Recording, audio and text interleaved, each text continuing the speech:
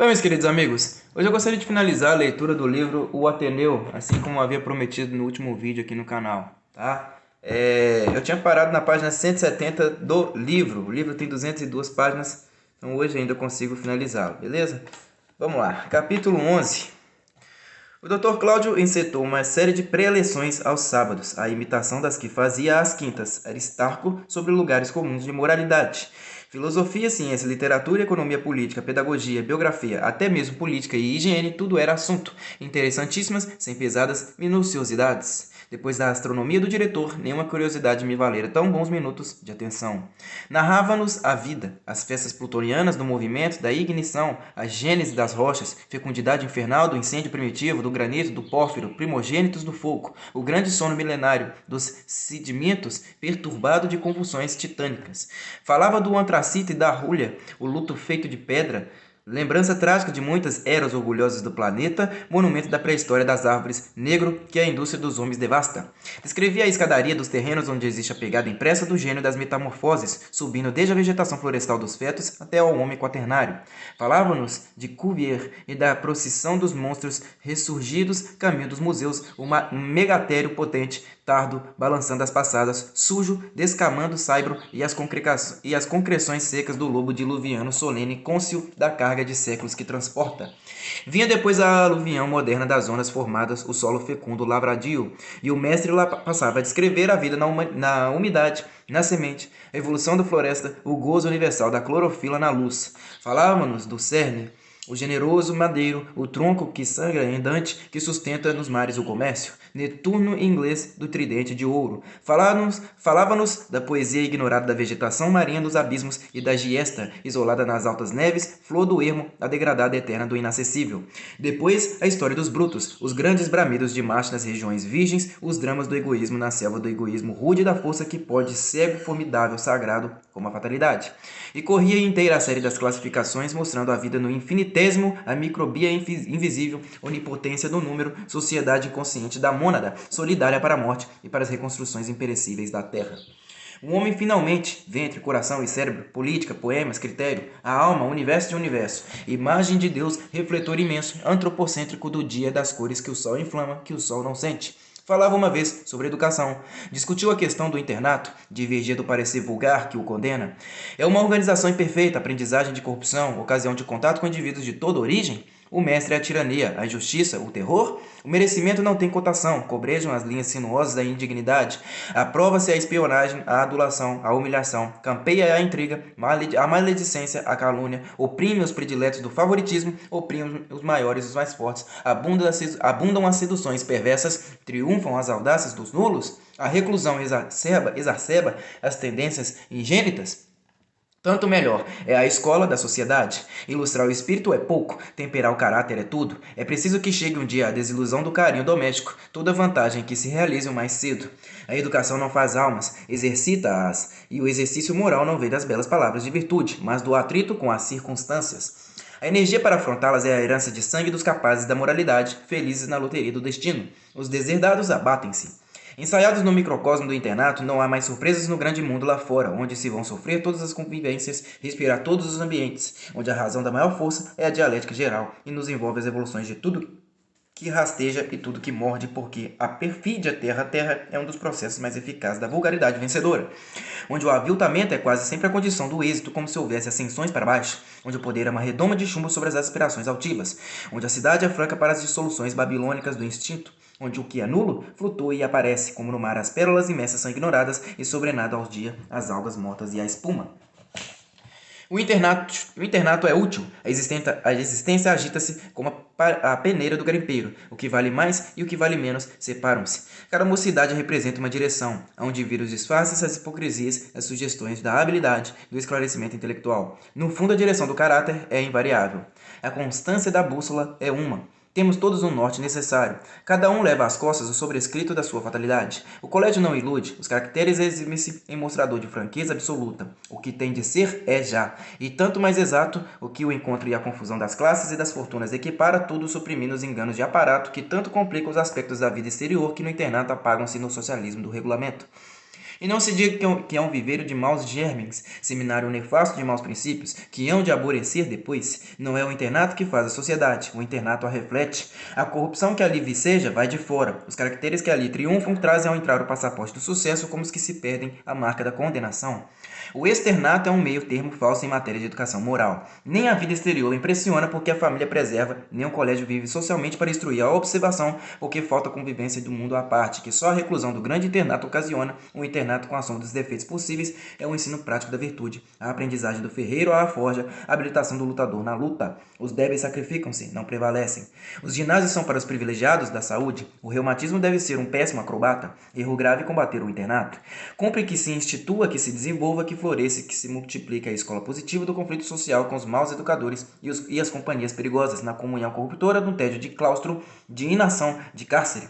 Cumpre que os generosos ardores da alma primitiva e ingênua se disciplinem da desilusão crua e prematura, que nunca é cedo para sentir que o futuro importa em mais que flanar facilmente, mãos às costas, fronte às nuvens através das praças desimpedidas da República de Platão. Durante a conferência pensei no Franco. Cada uma das opiniões do professor eu aplicava onerosamente ao pobre eleito da desdita, pagando por trimestre o seu abandono naquela casa aluguel do desprezo. Lembrava-me do desembargador em Mato Grosso e da carta que eu lera e da irmã raptada, da vingança extravagante dos cacos, da timidez baixa das maneiras, da concentração muda de ódios, dos movimentos incompletos de revolta, da submissão final de escorraçado, aliás, que se resigna. Tive pena. Depois da conferência fui visitá-lo. Estava de cama no salão verde à direita, perto das janelas. Andava adoentado desde a última vez que fora à prisão. Embaixo da casa, fazia-se entrada pelo saguão cimentado dos lavatórios. Sentia-se uma impressão de escuro absoluto. Para os lados à distância brilhavam vivamente como olhos brancos alguns respiradouros gradeados daquela espécie de imensa adega. O chão era de terra batida, mal enxuta. Impressionava logo um cheiro úmido de cogumelos pisados. Com a meia claridade dos respiradouros, habituando-se à vista, distinguia-se no meio uma espécie de gaiola ou capoeira de travessões fortes de pinho. Dentro da gaiola, um banco e uma tábua pregada por mesa. Sobre a mesa, um tinteiro de barro. Era a cafua. Engaiolava-se o condenado na amável companhia dos remorsos e da execração. Ainda em cima, uma tarefa de páginas para a qual o mais difícil era arranjar luz bastante. De espaço a espaço galopava um rato no invisível. Às vezes vinham subir as pernas do condenado os animaizinhos repugnantes dos lugares lôbregos. A soltura surgiu preso, pálido, como um redivivo, espantado do ar claro como de uma coisa incrível. Alguns achavam meio de voltar verdadeiramente abatidos. Franco saiu doente. Alguns colegas mostravam interesse por ele. Franco respondia com aspereza. Não tinha nada. Eram todos culpados. Havia de adoecer gravemente, para que tivessem remorsos eles mesmos, o Silvino, o Aristarco, todos os seus algozes. Raciocinava como as vítimas da antiga escola que se deixavam morrer fiadas no espectro, e ocultou que sofria. Devorou-o por semanas uma febre ligeira, mas impertinente. Expunha-se à sua alheira, ao sereno, de propósito. Um dia não pôde levantar-se. Dorzinha de cabeça, explicava. Vinham-lhe náuseas. Ele corria à janela. Embaixo havia um pé de magnólias, copado como um bosque. Ele, no intervalo dos arrancos, entretinha-se em aprumar o fio visguento do vômito contra as amplas flores alvas. Encontrei-o mal, com a cabeça afundada no travesseiro, sumido sob a porção de cobertores que os vizinhos haviam cedido, afetava o descuido infantil na fisionomia a indiferença horripilante suprema dos que não vão longe. Fiquei surpreendido e aterrado. O médico, a chamada de Aristarco, viera 2 vezes. Condenou a ideia de remover-se o doente, recomendou cuidado com as vidraças, diagnosticou uma febre qualquer, redigindo o récipe, partindo ambas as vezes com a descrição hermética que faz a importância da classe. Perguntei ao Franco como passava. Ele agitou devagar as pálpebras e sorriu-se. Nunca lhe conheci tão belo sorriso de criança à morte, 8 horas da noite. O gás atenuado produzia eflúvios contristadores de claridade. Retirei-me sem aprofundar a vista pelos outros dormitórios, em cujas vidraças espelhantes devia passar sucessivamente a minha sombra. Procurei o diretor e comuniquei-lhe os meus terrores. No dia seguinte, um domingo alegre, Franco estava morto. O correspondente compareceu em pessoa para as indispensáveis providências. Transferiu-se o corpo para a capela onde se erigia a essa. Aristarco chorou, mas o saimento foi modesto. Não convia ao colégio o aparato de um grande enterro, pregão talvez de insalubridade. Eu nada vi. Quando subi ao salão verde novamente, estava tudo acabado. Alguns rapazes revolviam, curiosos, na gaveta do Franco, o espólio da morte, uma escova de dentes esfiapada, tingida do carmim de um pó chinês, uma velha correia sem fivela, uma fotografia gorda de mulher despindo os seios, cartas à toa e um maço considerável de boas notas, arranjadas ninguém sabe como, com assinaturas falsas de professores, e o nome de Franco, fraude de sucesso com que o pobre pretendia maravilhar o magistrado de Cuiabá. Desmanchando-se a cama, caiu dos lençóis um cartão, uma gravura, Santa Rosália, a minha padroeira desaparecida, morrera talvez beijando-a, ou pária. Pouco tempo depois, o Ateneu em festa. Preparava-se a solenidade da distribuição bienal dos prêmios. As benemerências andavam famintas de coroas. Suspenderam-se as aulas. Era preciso começar o preparativo com grande anterioridade, porque se projetava coisa nunca vista, aliás. Alguns discípulos tinham prevenido ao diretor, guardavam-lhe uma surpresa, a oferta de um busto de bronze. Aristarco predispunha-se para a surpresa com todas as veras da alma. Um busto era a remuneração que chegava dos impagáveis esforços à sonhada estátua. Vinha-lhe aos pedaços, começavam pela cabeça, mais tarde oferecer-lhe-iam o abdômen, pela pança metálica e a magnífico umbigo de bonzo gordo, saliente como um murro. Depois, o prolongamento do corpo aos roletes, gradualmente. Quando lhe oferecessem as botas. Depois não seria preciso mais, o pedestal ele mesmo oferecer-se-ia para adiantar. E parafusaria acumuladas as peças do seu orgulho, a pilha dos seus anelos e a estátua. A estátua, surgida aos poucos da sinceridade vagarosa das oblações, como dificilmente a glória do escrutínio demorado dos tempos. Devia ser uma solenidade sem memória nos faces de pedagogia triunfante, um obelisco de despesas de luxo, de esplendor, a cuja ponta, como a erupção de uma cratera, saltasse a surpresa galardão das altas qualidades e pirraça suprema à concorrência dos rivais. Não havia sala no Ateneu que comportasse tão vasta festividade, nem o próprio lugar dos recreios abrigados. Resolveu-se cobrir de lona o pátio central sobre grandes mastros plantados convenientemente. Uma barraca incalculável, a maior barraca que a imaginação humana tem concebido, que abrangesse na sombra 4.000 pessoas com um pano emprestado aos toldos ao velame de uma esquadra. Embaixo, as arquibancadas, reservando-se no meio espaçosa arena para a exibição dos laureados. Por intermédio do ajudante-general da armada, que tinha 2 filhos no estabelecimento, podia-se comodamente obter a lona. Durante alguns dias chegaram ao Ateneu cargas imensas de pano. Espichavam-se os rolos no pátio, ao longo das paredes. Apareceram em seguida as madeiras e os carpinteiros, um povo de carpinteiros. Em meio dos operários iam e vinham os estudantes ajudando e atrapalhando às carreiras, aos saltos, aos gritos, pressentindo a felicidade do dia solene. Aristarco aprovava o tumulto, queria vê-los alegres. A morte do Franco produzira uma penumbra de pânico. Alguns rapazes tinham ido para casa receosos da febre. O alvoroço dos preparativos reanimava o Ateneu. Em poucos dias atravancou-se o pátio de postes e travessões, tábuas e pés de serra, como um desmedido estaleiro. Os martelos batiam por todos os cantos com a crepitação contínua dos tiroteios. Desaparecia a terra sob a poeira dos paus cortados. Aristarco fiscalizava o serviço como mestre de obras, rondando calado, sério, sorvendo satisfeitas emanações da serragem fresca, cheiro de oficina, cheiro do trabalho, ouvindo atritar os serrotes com um rumor de fábrica que lembrava os haustos de ofego do vapor ao vai-vem poderoso dos êmbolos. Havia um prazer especial naquilo, crescer do chão em 3 dias por honra a floresta das vigas e barrotes, ao esforço de tantos homens ativos e as afamados, cantarem as tábuas sobre os malhos, desdobrando-se escadas e bancadas como um desafio às exaltações, e prejulgar do efeito total, quando tudo fosse belbutina e paninho, e o concurso da população invadisse e assomasse de um terremoto de aclamações o busto altaneiro e luzente. Certo não foi tão nobre o orgulho daqueles monarcas das pirâmides idiotas, macabros e colossais, arquitetos inúteis de sepulcros. Partiram os carpinteiros, apresentaram seus armadores, estenderam-se sobre o vigamento os todos as velas com um céu de lona. As janelas do pátio abriam-se para um anfiteatro como tribunas. Os armadores comprometeram em sanefas todo o pundonor do talento. Tudo que pôde produzir de aparatoso o bem combinado das cores vivas e os apanhados de caça flutuante e os lambrequins pintados do coreto e as colunatas de papelão. Tudo que pode a concordância assombrosa da cenografia e da ripa armou-se no pátio profusamente. Na arena central expandia-se um tapete pardo de flores claras. Em parte da arquibancada convenientemente disposta alinhavam-se cadeiras. Os estudantes e os assistentes somenos sentar-se-iam na tábua dura. As abertas de construção que não podiam ficar assim em osso foram empanadas de veludo com frisas de galão, vermelho e ouro. Acima dos assentos havia uma linha de balaúços espiralados de fitas. Em cada balaústre, um escudo com o nome de um pedagogo célebre. Por delicadeza incluíram o nome de Aristarco várias vezes. Aristarco não reparou. Um dos lados do tapete ondeava-se em 4 degraus para um longo estrado, fronteiro à entrada do anfiteatro, apoiado à parede da sala geral de estudo. Erguia-se ali um trono sob um dossel para a princesa regente. De vez em quando Aristarco, cansado de tanto mover-se, subia ao trono. Sentava-se. Fazia-lhe bem o dossel por cima e dava regras aos armadores de lá, como soberano precavido ditando o esplendor da coroação. Os iniciadores da subscrição do busto haviam concluído a tarefa. Eram 2, o Clímaco, aluno gratuito, e o professor de desenho. Clímaco, moço de espírito prático, não levou muito a ruminar uma feliz ideia. E se oferecêssemos um busto ao nosso diretor? Lembrou-se a princípio de congregar os gratuitos, mas repeliu imediatamente a lembrança por inexequível. A gratidão podia se subscrever por todos, saía mais barato. Entrou em campo. Os primeiros assaltados pelo convite ficaram frios. Diabo! Não estavam dispostos assim a ser gratos de uma hora para outra. Consultasse os colegas que, se a ideia pegasse, não teriam dúvida. Alguns mais acanhados assinaram logo, alguns ainda dos pequenos assinaram sem saber claramente o que significava a coisa. Em poucos minutos a existência da subscrição estava no domínio público.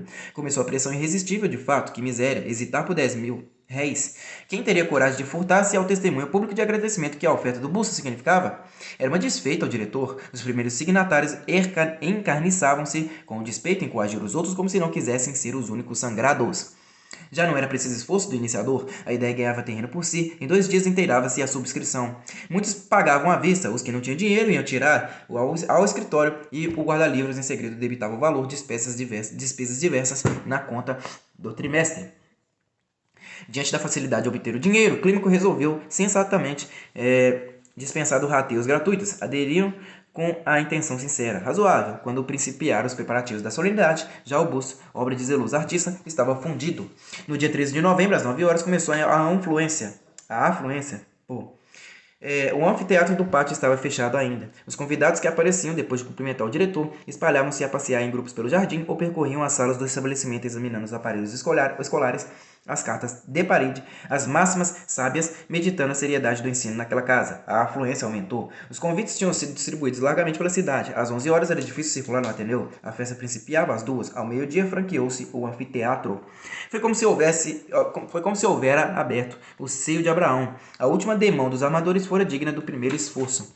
Cruzavam-se fazendo voltas às arquibancadas, no alto em bambinela, em faixas entrelaçadas balançantes, o cor-de-rosa dos sorrisos infantis com uma tira laranjada do arrebol. Imediatamente depois, uma zona de vivo escarlate ferindo sangue às vezes do mais subido júbilo. Aprumavam-se as colunatas dos escudos. Debaixo dos escudos, 8 soberbos degraus de arquibancada, veludo e galões. Perto do trono elevava-se um palanque para o corpo docente. Ao lado oposto, simetricamente, outro palanque para a banda de música e para os cantores. Não se via mais o teto de lona. Alças enormes de ramaria e flores enredavam-se ao alto em graciosa desordem, flácidas pendentes, como um dilúvio de primavera a desprender-se. Entre o verdor carregado dos festões do teto e o tapete pardo, vagava a serenidade obscura das catedrais e das florestas, neblina penetrante de recolhimento. As pessoas que entravam guardavam silêncio. O pouco que se ouvia de voz era baixinho, cochichos de missa, surdina, aveludada, amortecida, como se estivesse falando ao tapete. A cornija de sanefas vibrava em desconcerto com a melancolia religiosa do recinto. Algumas nesgas da lona sob a folhagem contrastavam ainda mais, abrindo-se à irrupção do dia. Os alunos entravam afardados, subiam, abancavam-se à esquerda, fazendo tremer o edifício todo de carpintaria. Aristarco veio ficar à porta. Imenso reposteiro rubro de grandes borlas desviava-se acima dele, como para mostrá-lo. Calças pretas, casaca, peito blindado de condecorações, uma fita de dignitário ao pescoço que o enforcava de nobreza, mirando. A suprema correção, a envergadura imponente, do talhe, a majestade dominadora da presença, fundia-se tudo numa mesma umbigada de empáfia. Os rapazes olhavam com prazer do soldado que se orgulha do comandante, o mestre invejável, desempenado, brilhante para a festa, como se houvesse engolido um armador. Ao redor de Aristarco, ajudantes de ordens apressavam-se os membros de uma comissão de recepção composta de professores de bela presença e alunos em condições semelhantes. Realizavam com o diretor um cerimonial interessante de hospitalidade. Na entrada do anfiteatro, comprimia-se a multidão dos convidados. Aristarco e os ajudantes espiavam, farejavam, descobriam os pais, as famílias dos de mais elevada posição social que pescavam para o ingresso, preterindo os mais próximos. Os escolhidos eram levados para as arquibancadas de cadeiras. Se encontravam nos lugares especiais, quem para lá não houvessem conduzido, convidavam delicadamente a levantar-se, que a família do Visconde de 3 Estrelas não podia ir para as tábuas nuas. Este rigor de etiqueta fazia suar a comissão, embaraçada na massa da concorrência. Aristarco aproveitava também para desforrar-se dos pagadores morosos da escrituração. Afinal, deu na vista a pescaria dos seletos. Houve murmúrios e estremecimento de surda revolta, Os convites eram todos iguais, e a pretexto de haver crescida a multidão, foram-se muitos esgueirando sem mais ver diretor nem comissionados de cortesia. O anfiteatro encheu-se tumultuariamente. A princesa sereníssima, com o augusto esposo, chegou pontual às 2 horas, acendendo ao convite que recebera primeiro que ninguém. Às 2:03, subia à tribuna Aristarco. Não preciso dizer que a caranguejola sofrera mais uma das grandes comoções da malfadada existência. Ali estava paciente quadrado no exercício efetivo de porta retórica. Ficava à direita do sólido da princesa e diante do orfeão. Aristarco inclinou-se ligeiramente para a graciosa senhora. Passeou um olhar sobre o anfiteatro. Não pôde dizer palavra. Pela primeira vez na vida sentiu-se mal diante de um auditório. A massa de ouvintes apertava-se curiosa na linha das bancadas em curva de ferradura. A cor preta das casacas e paletós generalizava no espaço como uma multidão, como uma escuridão desnorteadora. Amedrontava-o o semicírculo negro enorme. A impressão simultânea do público impedia-lhe reconhecer uma fisionomia amiga que o animasse, mas urgia improvisar alguma coisa antes da eloquência rebiscada que trazia em tiras de papel. Quando o olhar foi ter a um objeto que o chamou a consciência de si mesmo. Diante da tribuna, erigia-se uma peanha de madeira lustrosa. Sobre a penhanha, uma forma indeterminada misteriosamente envolta numa capa de lã verde. A surpresa era ele que ali estava encapado na expectativa da oportunidade. Ele, bronze impertérrito, sua efígie, seu estímulo, seu exemplo, mais ele até do que ele próprio a tremer, porque bronze era a verdade do seu caráter que um momento absurdo de fraqueza desfigurava e subtraía. Lembrou-se de que o vasto barracão, as alças de flores, o vigamento, a belbotina, a arquitetura dos palanques, os galões alfinetados, todas as sanefas de paninho, o olhar dos discípulos, a presença da população, o busto na capa verde. Tudo era o seu triunfo por seu triunfo, e o embaraço desvaneceu-se. A inspiração ferveu-lhe de engulho à aguela, vibrou-lhe a elétrica na língua, e ele falou como nunca esqueceu o calhamaço sobressalente que trouxera, improvisou como Demóstenes, inundou a arena, os degraus do trono, as ordens todas da arquibancada, até a oitava, com o mais espantoso chorrilho de facúndia que se tem feito correr na terra. O assunto conjetura-se, agradecimentos ou elogio dos seus penares, de apóstolo. Abria a casaca e mostrava. Debaixo das comendas tinha as cicatrizes. As setas que lhe varavam a alma não se podiam ver bem por causa do colete. Avaliava-se pela descrição. Devia ser horrível. Depois dos sofrimentos, os serviços. O educador é como a música do futuro, que se conhece um dia para se compreender no outro. A posteridade é que havia de julgar. Quanto ao seu passado, nem falemos. Não olhava para trás por modéstia, para não virar monumento, como a mulher de Ló. Com o Ateneu estava satisfeito. Uma sementeira razoável. Não se fazia rogar para florescer. Corações de terra roxa, onde as lições do bem pegavam vivo. Era cair a semente, a virtude instantânea espipocava. Uma maravilha aquela horta fecunda. Antes de maldizerem do hortelão, caluniadores e invejosos julgassem-lhe os repolhos, pisassem-lhe os nabos, as tronchudas couves crespas modestas, serviçais, as cândidas alfaces, as sensíveis cebolas de lágrima, tão fácil quanto sincera, as instruídas batatas, as delicadas abóboras, que todos vão plantar e ninguém planta. Os alhos, tipos eternos, às vezes porros da vivacidade bem aproveitada, sem contar os arrepiados machiches, nem as congestas berinjelas, nem os mastruços inomináveis, nem os agriões amargos, nem os espinafres insignificantes, nem o caruru, a bertalha, a trapoeraba dos banhos, que tem uma flor galante, mas que afinal é mato, horta paradisíaca que ufanava-se de cultivar. A distribuição dos prêmios mostraria. Podia concluir voltando à vaca fria do louvor em boca própria. Preferia uma simples bomba qualquer de retórica, porque o mestrículo Venâncio ia também falar. E na qualidade de pajem por dedicação, disputava-lhe sempre uma ponta para carregar do manto de glórias. Seguiram-se algumas peças da banda do Ateneu e os hinos escolares. Na parte concertante, diziam, aliás, que Aristarco mandara encartar um solo de zabumba para exibir o genro, caçoadas. A premiação foi, como devia ser, exuberante. Aristarco leu um relatório do movimento literário nos dois últimos anos. Lembrou o nome dos alunos de medalhas de ouro e prata desde a fundação da casa e convidou o secretário a evocar por ordem de merecimento os novos premiados. Extensa lista. A cada nome descia um aluno branco de emoção, atrapalhando os passos, e transpunha a arena. À esquerda do trono estava uma longa mesa. Aqui sentavam-se o exmo, ministro do Império e vários figurões da instrução pública. Diante deles, a cavaleiro, encobrindo-os, erguia-se uma pirâmide verde de coroas de carvalho, papel e arame, e outra de coroas de ouro, idem. Ouro para os de medalha, carvalho para o resto, em quantidade. No estrado, a pouca distância, rumas de livros luxuosamente encadernados. O premiado recebia 2, um daqueles volumes, a medalha, a menção honrosa, um sermãozinho amável do ministro, e saía com tudo, zonzo. Encaminha pelas costas a traição. Um inspetor enfiava-lhe um dos diademas de papel até os olhos quando era grande demais. E pior ainda quando era pequeno, porque o mísero laureado tinha de o aventar em equilíbrio até a bancada. O público batia palmas, talvez ao prêmio, talvez à sorte. Ribas, o mata-corcundinha, Nearco, o saldo das distinções e mais outro alcançaram medalha de ouro. Rômulo, Malheiro, Clímaco, Sanches, Maurílio, Barreto, mais uns 15, medalha de prata. Eu, o Egbert, o Cruz da Doutrina, o Açafroado Barbalho, o Almeidinha, o Negrão e numerosíssimos outros, a singela menção honrosa. Aos não contemplados, ficava a compensação de desfazer raso na justiça distribuída. Na massa dos convidados, diversas centenas de representantes da boa sociedade, havia pessoas verdadeiramente notáveis, titulares de sólida grandeza, argentários de mais sólidos títulos, vultos políticos de bela estampa e tradições sonoras, uns exibindo à fronte as neves pensativas do hibernal Senado, outros a energia moça da Câmara Temporária, médicos celebrizados por façanhas cirúrgicas ou simplesmente pela vivissecção recíproca de mazelas em pleno logradouro público dos apedidos, entre aspas. Havia jornalistas, literatos, pintores, compositores, entre as senhoras acumuladas principalmente nas bancadas especiais, distinguiam-se perfis soberbos de rainha em toda a eflorescência da formosura que a claridade branda do lugar vaporizava idealmente. Havia ostentações de pedraria e vestuários que impressionavam. Havia juventude de lábios e de olhar enervantes ou arrebatadores, morenas, forçando magicamente o torpor da cesta sensual sob a carícia opressora de um pequenino pé vitorioso, louras convidando a um enlace de transporte à nuvem mais alto, ao retiro etéreo onde vive amor às estrelas duplas.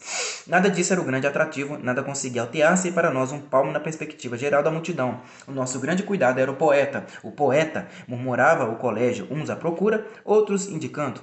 Era aquele de pé, mão ao quadril, vistosamente no palanque do professorado, entornando para as duas bandas, sobre as pessoas mais próximas, uma profusão assombrosa de suíças. Dentre as suíças, como um gorjeio do bosque, saía um belo nariz alexandrino de 2 hemísticos, artisticamente longo, disfarçando o cavalete da cesura, tal qual os da última moda do Parnaso.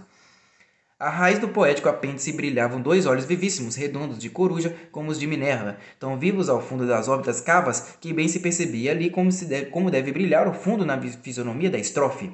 O grande doutor Ícaro de Nascimento vinha ao Ateneu exclusivamente para declamar uma poesia famosa que havia algum tempo era o sucesso obrigado das festas escolares do Rio. O mestre, logo depois dos prêmios, teve a palavra.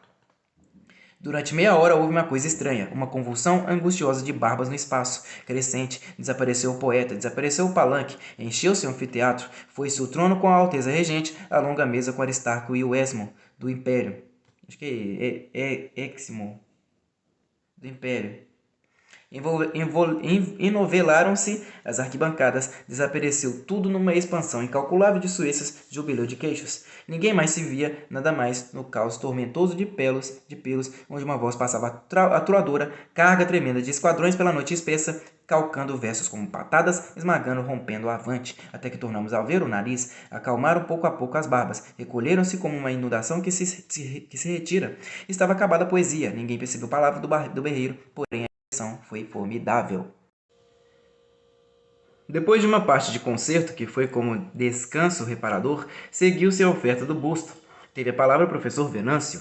Aristarco, na grande mesa, sofreu o segundo abalo de terror daquela solenidade. Fez um esforço, preparou-se. É preciso às vezes tanta bravura para arrostar o encômio face a face, como as agressões. A própria vaidade acovarda-se. Venâncio ia falar, coragem. A oscilação do turíbulo pode fazer enjoo. Ele receava uma coisa que talvez seja a enxaqueca dos deuses, tonturas do muito incenso.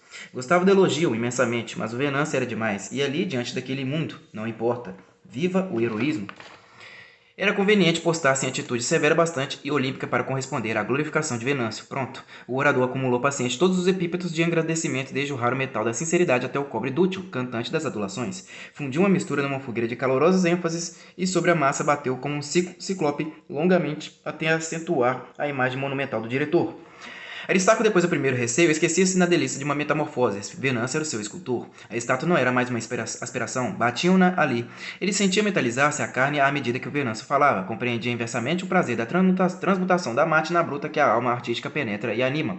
Congelava-lhe os membros uma frialdade de ferro. A epiderme nas mãos, na face, via, adivinhava reflexos desconhecidos de polimento. Consolidavam-se as dobras das roupas em modelagem resistente e fixa. Sentia-se estranhamente maciço por dentro, como se houvera bebido gesso. Parava-lhe o sangue nas artérias comprimidas, perdia a sensação da roupa, empedernia-se, mineralizava-se todo. Não era um ser humano, era um corpo inorgânico, rochedo inerte, bloco metálico, escória de fundição, forma de bronze, vivendo a vida exterior das esculturas sem consciência, sem individualidade, morto sobre a cadeira, ó glória, mas feito estátua.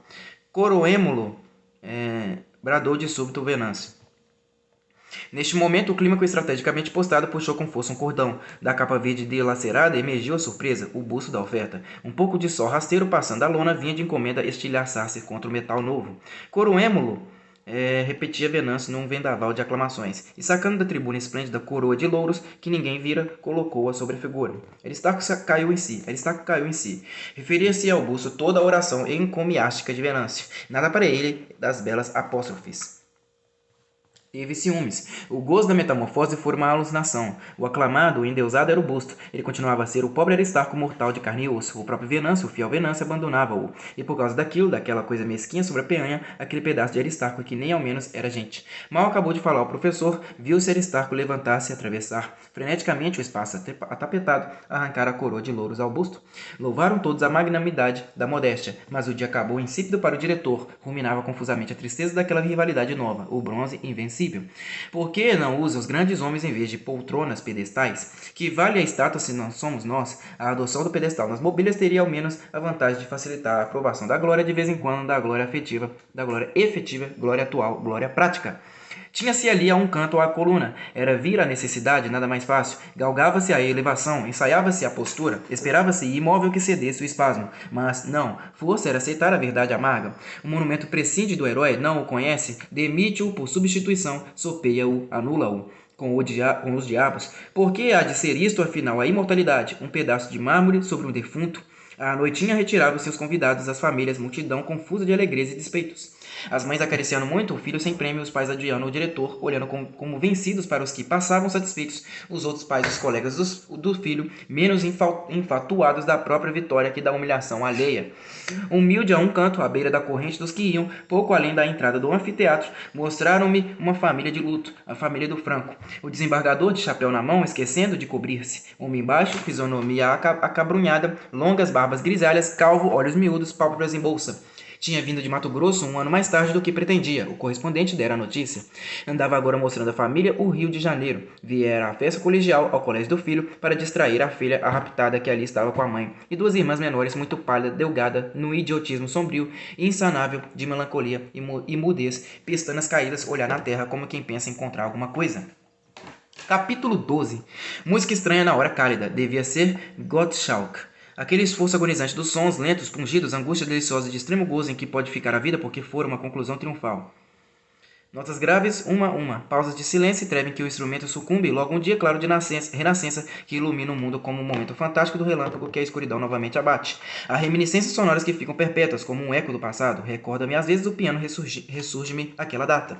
Do fundo repouso caído de convalescente, serenidade extenuada em que nos deixa a febre, infantilizados no enfraquecimento, como a recomeçar a vida, inermes contra a sensação por um requinte mórbido da sensibilidade.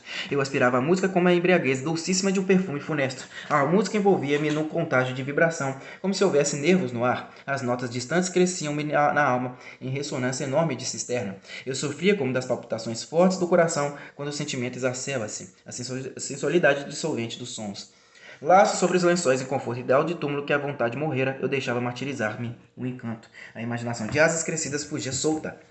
E reconhecia visões antigas, no teto da enfermaria, no papel das paredes, rosa desmaiado, do cor própria, enferma e palejante. Aquele rosto branco, cabelos de ondina, abertos ao meio, desatados, negríssimos, desatados para os ombros e adorados dos 7 anos que me tiveram uma estrofe paródia de um almanaque, valha a verdade, e que lhe fora entregue sangrento escárnio. Pelo próprio noivo, outro igualmente clara, a pequenina, a morta, que eu prezara tanto, cuja existência fora no mundo como o revoar das roupas que os sonhos levam, com uma frase fugitiva de um hino de anjos que o azul embebe. Outras lembranças confusas, precipitadas, mutações macias, incansáveis de nuvens elevando com a tonteira da elevação.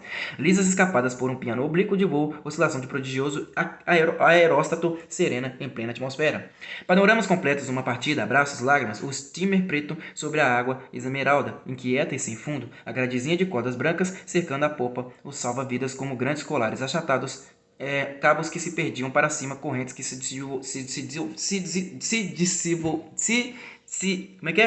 dissolviam na espessura vítrea do mar.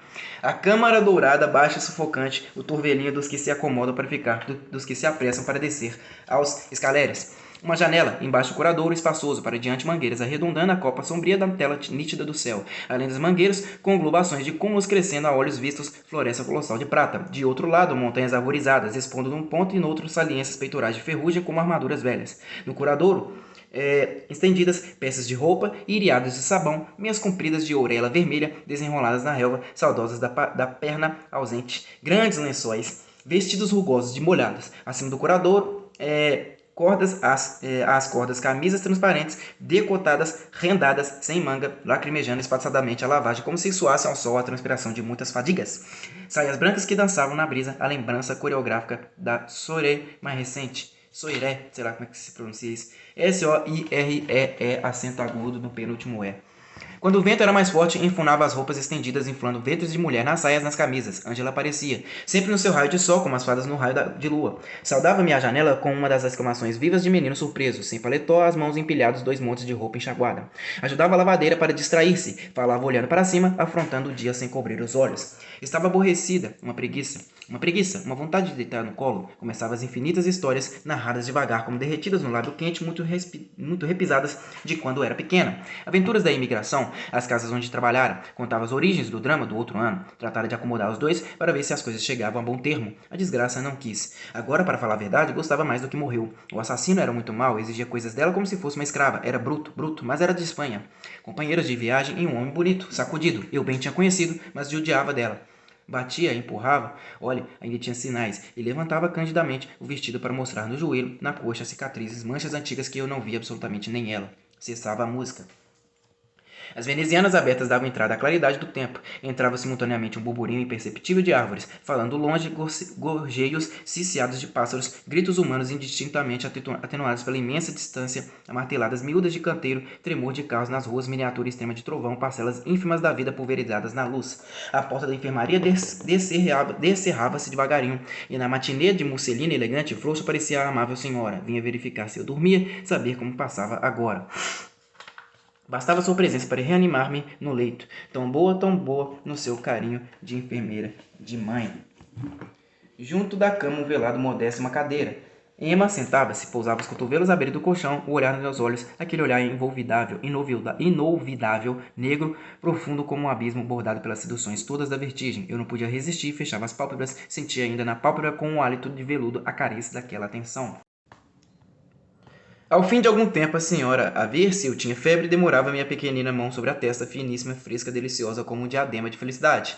Eu me perdia numa sonolência sem nome que jamais lograram produzir os mais suaves vapores do narcotismo oriental. Com o regime fortificante desta terapêutica, voltava-me rapidamente à saúde. Logo depois da festa de educação física, que foi alguns dias depois da grande solenidade dos prêmios, eu adoecera, sarampo sem mais nem menos. Por motivo dos seus padecimentos, meu pai seguira para a Europa, levando a família. Eu ficara no Ateneu, confiado ao diretor, como a um correspondente. Meia dúzia de rapazes eram meus companheiros, que terrível soledade o Ateneu deserto. No pátio, o silêncio dormia ao sol como um lagarto. Vagávamos bocejando pelas salas desmontadas despidas. As carteiras amontoadas no canto, na caliça, os pregos somente das cartas com alguns quadros restantes de máximas por maior insipidez, os mais teimosos conselhos morais. Dos dormitórios, as camas desfeitas mostravam um esqueleto de ferro pintado, o xadrez das chapas cruzadas. Principiava um serviço vasto de lavagem, envernizagem, caiação. Vieram pintores reformar os aspectos do edifício que se renovavam todos os anos.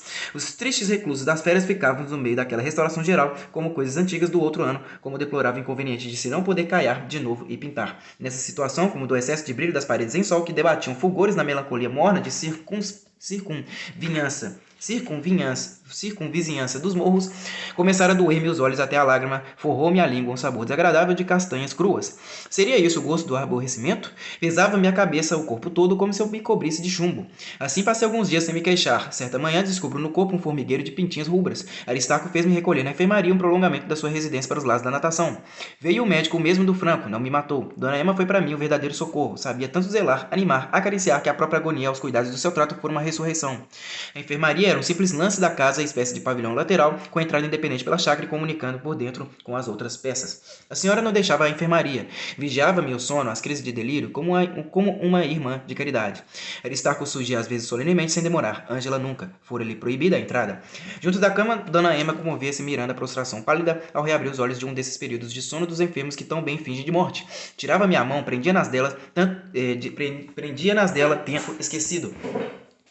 Luzia-lhe no olhar um brilho de pranto. A alimentação da dieta era ela quem trazia, quem servia. Às vezes, por gracejo carinhoso, queria levar-me ela mesmo o alimento à boca, a colherinha de sagu que primeiro provava como um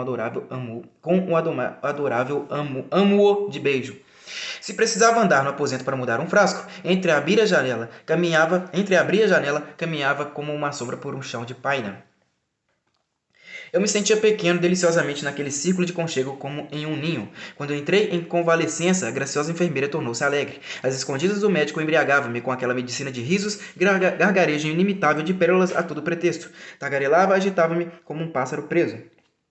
Cantava às vezes para adormecer-me músicas desconhecidas tão finamente, tão sutilmente que os sons, aliás, morriam-lhe quase nos lábios, brandos como o adejo brando da borboleta que expira. Quando me julgava adormecido, arranjava-me ao ombro a colcha, alisando-a sobre o corpo. Uma vez beijou-me na têmpora e retirava-se insensivelmente, evaporava-se. Por um acaso da distribuição acústica dos compartimentos da casa, ouvia-se bem agradavelmente amaciado o som do piano do salão. A amável senhora, para mandar-me da sua ausência alguma coisa ainda que a acariciasse, que me fosse agradável, traduzia no teclado com a mesma brandura sentida as músicas que sabia cantar. Nenhuma violência de execução. Sentimento, apenas sentimento. Sucessão melódica de sons profundos destacados como o dobre em novembro dos bronzes. Depois uma enfiada brilhante de lágrimas colhidas num lago de repouso final sereno consolado, efeitos comoventes da música de Schopenhauer, forma sem matéria, turba de espíritos aéreos. A primeira vez que me levantei, trêmulo da fraqueza, Emma amparou-me até a janela. 10 horas. Havia ainda frescura matinal na terra. Diante de nós, o jardim virente, constelado de margaridas, depois um muro de era, bambus à direita, uma zona do capinzal fronteiro, depois casas, torres, mais casas adiante, telhados ainda à distância, a cidade. Tudo me parecia desconhecido, renovado, curioso esplendor revestia aquele espetáculo. Era a primeira vez que me encantava assim aquelas gradações de verde, o verde negro, de faiança, luzente da era, o verde flutuante mais claro dos bambus, o verde claríssimo do campo ao longe, sobre o muro, em todo o fulgor da manhã. Tetos de casas, que novidade o perfil de uma chaminé riscando o espaço. Ele entregava-se, como eu, ao prazer dos olhos, sustinha-me em leve enlace e tocava-me com o quadril em descanso. Absorvendo-me na contemplação da manhã, penetrado na ternura, inclinei a cabeça para o ombro de Emma, como um filho entrecerrando os cílios, vendo o campo, os tetos vermelhos como coisas sonhadas em afastamento infinito, através de um tecido vibrante de luz e ouro. Desde essa ocasião, fez-me desesperar da necessidade da companhia da boa senhora. Não, eu não amara nunca assim a minha mãe. Ela andava agora em viagens por países remotos, como se não vivesse mais para mim. Eu não sentia a falta, não pensava nela. Escureceu-me as recordações daquele olhar negro, belo, poderoso, como se pedem as linhas, as formas, os perfis, as tintas de noite no aniquilamento uniforme da sombra. Bem pouco, um resto desfeito de saudades para aquela inércia intensa, avassalando. Apavorava-me apenas um susto, alarma eterno dos felizes, azedume insanável dos melhores dias. Não fosse subitamente destruir-se a situação. A convalescença progredia, era um desgosto. No pequeno aposento da enfermaria encerrava-se o mundo para mim. O meu passado eram as lembranças do dia anterior, um especial afago de Emma, uma atitude sedutora que se me firmava na memória como um painel presente, as 2 covinhas que eu beijava que ela deixava dos cotovelos do colchão tremido ao partir, depois da última visita à noite em que ficava como a esperar que eu dormisse, apoiando o rosto nas mãos, os braços na cama e impondo-me a letargia magnética do vasto olhar. O meu futuro era o despertar precoce, a ansiada esperança da primeira visita. Saltava da cama, abria imprudentemente a vidraça, a veneziana. Ainda escuro. Uma luz em frente, longínqua, irradiava solitária, reforçando pelo contraste a obscuridade. Por toda a parte, firmamento limpo. O mais completo silêncio. Disse-ia ouvir no silêncio azul das alturas a crepitação das estrelas ardendo. Eu tornava ao leito. Esperava, não dormia mais. Ao fim de muito tempo, entrava na enfermaria, vinha ter aos lençóis de mansinho como uma insinuação derramada de leite, a primeira manifestação da alvorada. O arvoredo movia-se fora como um bolício progressivo de folhagem que acorda. A luz meiga, receosa, desenvolvia-se docemente pelo soalho pelas paredes. Havia no aposento um grande cromo de paisagem, montanhas de neve no fundo, mais à vista uma vivenda desmantelada, uma cachoeira de anil e pinheiros espectrais, trabalhados e encanecidos por um século de tormentas. A madrugada subia ao quadro como se amanhecesse também na região dos pinheiros, eu esperando. A madrugada progredia.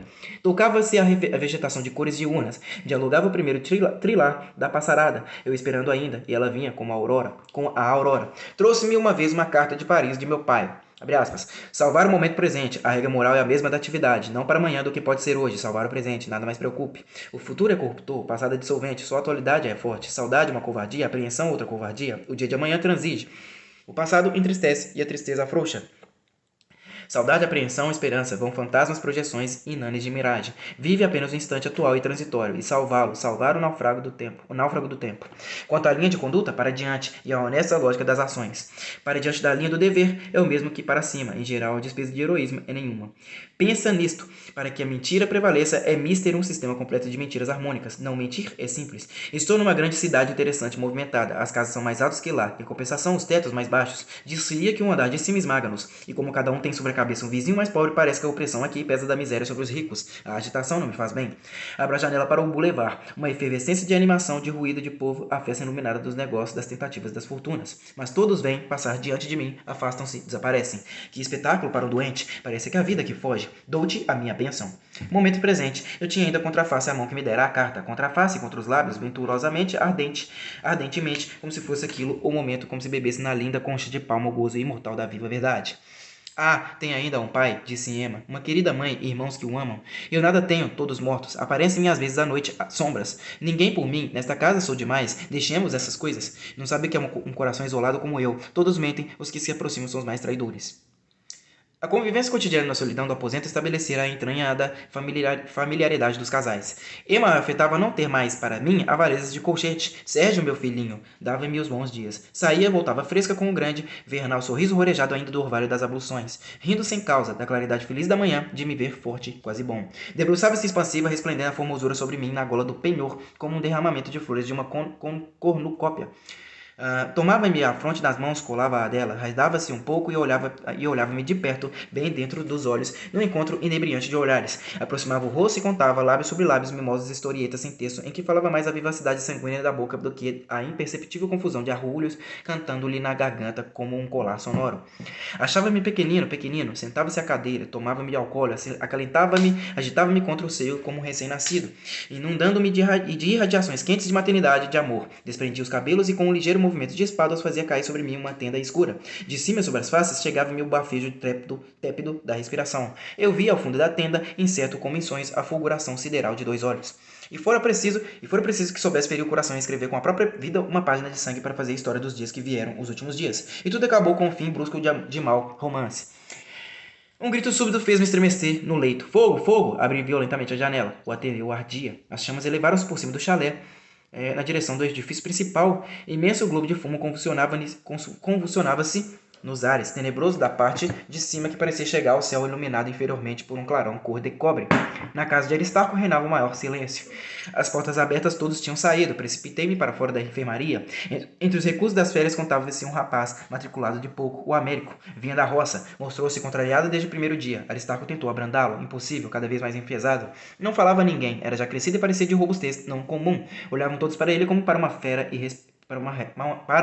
respeitável. De repente desapareceu. Passado algum tempo vieram 3 pessoas reconduzindo-o. O pai, o correspondente e um criado. O rapaz amarelo, com manchas vermelhas movediças no rosto, mordia os beiços até ferir. O pai pediu contra ele toda a severidade. Aristarco, que tinha veleidades de amansador, gloriando-se de saber combinar irresistivelmente a energia com o modo amoroso, tranquilizou o fazendeiro. Tenho visto piores. Carregando a vista com toda a intensidade da força moral, segurou o discípulo rijamente pelo braço e fê-lo sentar-se. Tu ficarás, meu filho. O moço limitou-se a responder cabisbaixo, possuído de repentina complacência. Eu fico. Dizem que o pai o tratava terrivelmente, vendo-o apresentar-se em casa evadido. Com a proximidade da festa dos prêmios, o caso do desertor ficou esquecido e ninguém foi jamais como ele, exemplo de cordura. Ardia efetivamente o Ateneu. Transpus a correr a porta de comunicação entre a casa de Aristarco e o colégio. Não havia ainda começado o serviço sério de extinção. A maior parte dos criados eram licenciados por ocasião das férias. Os poucos restantes andavam como doidos incertos, gritando: Fogo!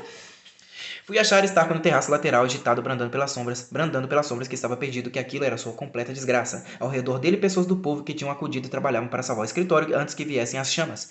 O incêndio principiara no saguão das bacias. Por maior incremento do desastre, ardia também no pátio uma porção de madeira que ficara das arquibancadas, aquecendo as paredes próximas, ressecando o travejamento, favorecendo a propagação do fogo.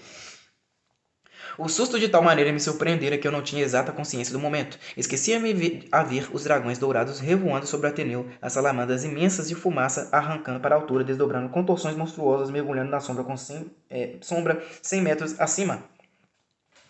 O jardim era invadido pela multidão. Vociferavam lamentações, clamavam por socorro. Dominando a confusão das vozes, ouvia-se o apito da polícia em alarma cortante elétrico e o rebante plangente de um sino à distância com o desânimo de um paralítico que quisera vir.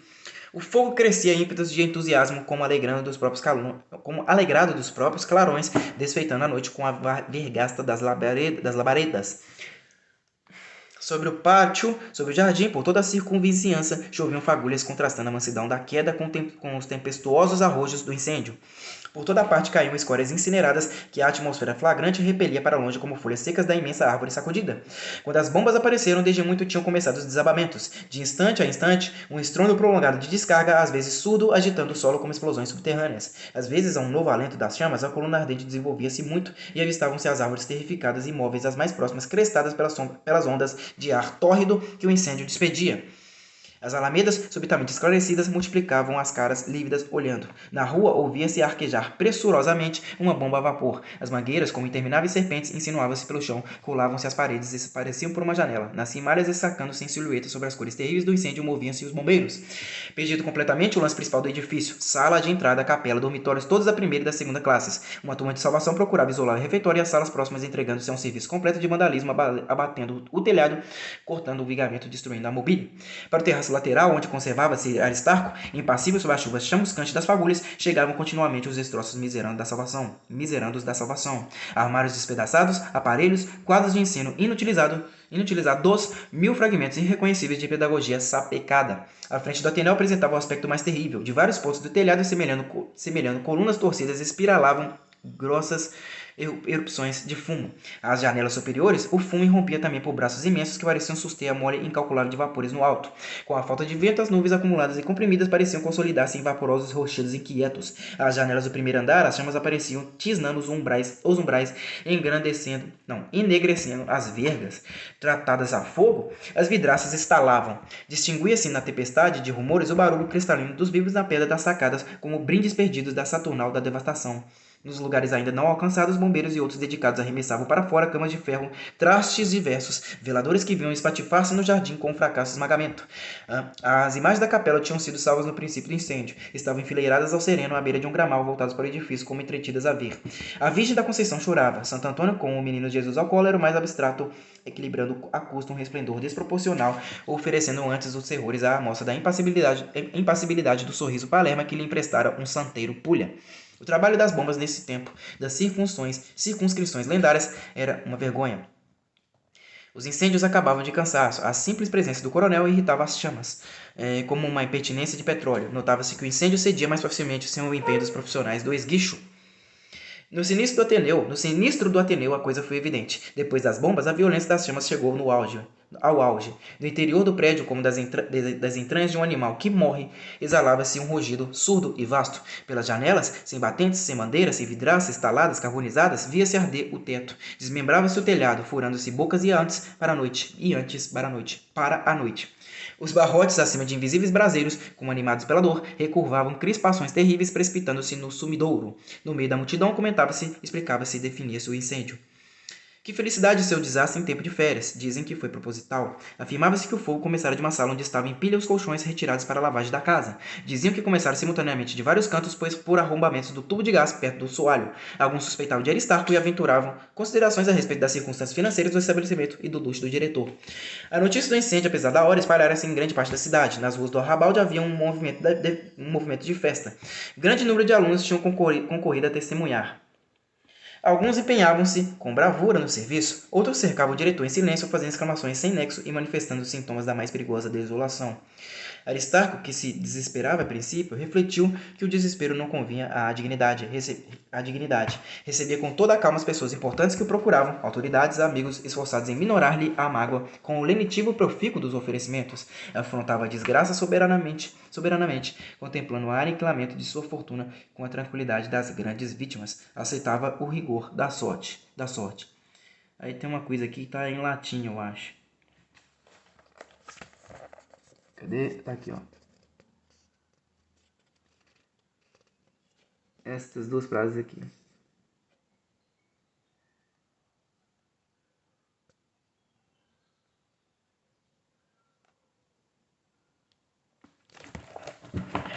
Depois de algumas horas de sono, voltei ao colégio. O fogo abatera, parte da casa tinha escapado. Refeitório, cozinha, copa, uma ou duas salas. Foram respeitados os pavilhões independentes do pátio. Funcionava ainda as bombas refrescando o entulho carbonizado e as paredes. De todos os lados, como de extensa solfatara, nasciam filetes de fumaça mantendo o nevoeiro terroso e um cheiro forte de madeiras queimadas. As paredes mestras sustentavam-se firmes, varadas de janelas com arrombamentos iguais, negrejantes como da ação contínua de muitas idades de ruína. Sobre as paredes internas que restavam, equilibravam-se pontas de vigamento, revestidas de um bolor claro de cinza, tições enormes apagados. Na atmosfera luminosa da manhã, flutuava o sossego fúnebre que vem no dia seguinte sobre o teatro de um grande desastre.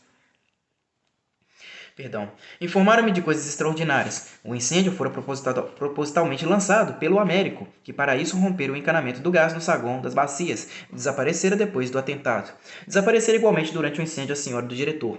Dirigi-me para o terraço de mármore do Old Lá estava Starco, tresnoitado o infeliz. No jardim continuava a multidão dos basbaques. Algumas famílias em toalete matinal passeavam. Em redor do diretor, muitos discípulos tinham ficado desde a véspera inabaláveis e compadecidos. Lá estava a uma cadeira em que passara a noite, imóvel, absorto, sujo de cinza como um penitente, o pé direito sobre um monte enorme de carvões, o cotovelo espetado na perna, a grande mão felpuda envolvendo o queixo, dedos perdidos no bigode, branco, sobrolho carregado. Falava do incendiário, imóvel. Contava que não se achava a senhora, imóvel, a própria senhora com quem ele contava para o jardim de crianças. Dor venerada, indiferença suprema dos sofrimentos excepcionais, majestade inerte do cedro fulminado. Ele pertencia ao monopólio da mágoa, o Ateneu devassado, o seu trabalho perdido, a conquista inapreciável dos seus esforços, em paz. Não era um homem aquilo, era um de profundis. Lá estava, em roda, amontoavam-se figuras torradas de geometria. Aparelhos de cosmografia partidos, enormes cartas murais em tiras queimadas, enxovalhadas, vísceras dispersas das lições de anatomia, gravuras quebradas da história santa em quadros, cronologias da história pátria, ilustrações zoológicas, preceitos morais pelo ladrilho, como ensinamentos perdidos, esferas terrestres contundidas, esferas celestes rachadas, borra, chamusco por cima de tudo, despojos negros da vida e da história, da crença tradicional, da vegetação de outro tempo, lascas de continentes calcinados, planetas exorbitados de uma astronomia morta, sóis de ouro destronados e incinerados. Ele, como um deus caipora, triste sobre o desastre universal de sua obra. Aqui suspendo a crônica das saudades. Saudades verdadeiramente? Puras recordações, saudades talvez, se ponderarmos que o tempo é a ocasião passageira dos fatos, mas, sobretudo, o funeral para sempre das horas. Rio de Janeiro, março de 1888. Bom, pessoal, essa aí foi a leitura, então, do livro O Cortiço, do Raul Pompeia, tá? Tá? Eu espero que vocês tenham gostado da minha leitura até aqui. Eu pretendo trazer outros livros aí. Opa! Deixa eu cair um negócio aqui. Pretendo trazer outras leituras aí nos próximos vídeos de outros livros. Continue me acompanhando, por favor. Deixem um like, que para mim é muito importante para aumentar a relevância desse canal aqui, né? Que carrega um conteúdo edificante. Compartilhe esse vídeo, comenta o que vocês acharam. É isso daí. Muito obrigado a todos vocês e até a próxima. Falou!